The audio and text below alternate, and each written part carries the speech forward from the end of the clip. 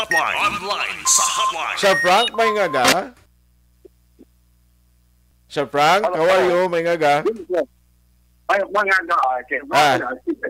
Sir, ano man may damo ka pa mangkot di, why ka mo plano na maliwat ka mag-imponer sang dugang naman nga increase sa Pletehan sa fast craft? Ang announcement sang aton na all companies. Sabay pa magituod ni na may rollback gani next week. Amo man na the monitor coming sang oil price worldwide na. Kalibutan na oil price. Gamat amat panaog na po subong from a high of 120, almost 120 per barrel, $120 per barrel. Now, it's going down between an average of 98 to 102. Ara na go over na. So hopefully may panaog. So, why na kami plano nga magpasaka pa. Okay.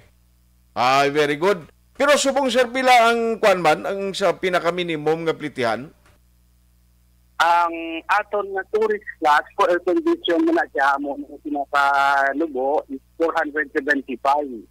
At all nga free na one way. Okay. At all nga peso kung kwanta, senior citizen o student, 20% discount. Kung sa minor, 50% discount, half fare. Kung below ka 4 years old, libre na lang. At sa bakon ng nanay o may tatay. Pero kung may libre na pinungkuan, napapungko na lang nga mo wala sa PC.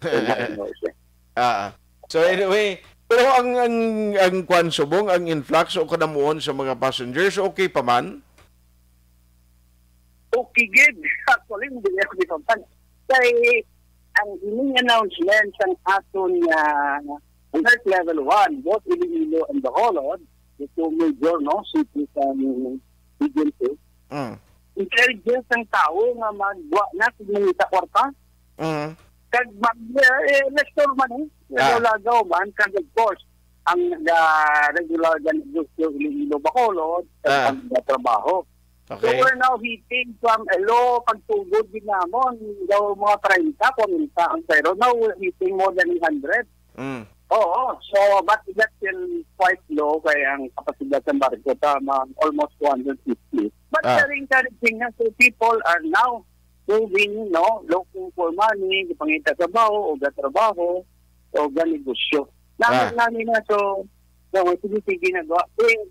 Hopefully, ang aton mga LGU, hindi pagig sila paggawa kwarta through their infrastructure lang, construction, mayor rito, may 400 million, mayor Benji, may 3 billion. So, magadamo pagig kwarta. So, magatiyog pagidamo, digangan pagig lang mga kandidato ng mga paggawa ng negro kwarta nila kay napit na election. So, magadamo pagig lang kwarta. So, ang ekonomiya pa rin mag-recover na din siya. So, ay, kabay pa. Anyway, ma-update na kami sa imo by next week ulit tanay advisory sa mga oil companies. On that note, salamat kay Sir Frank sang update sa mga aga. Salamat. Action! Kasunod na lang istorya ni Upo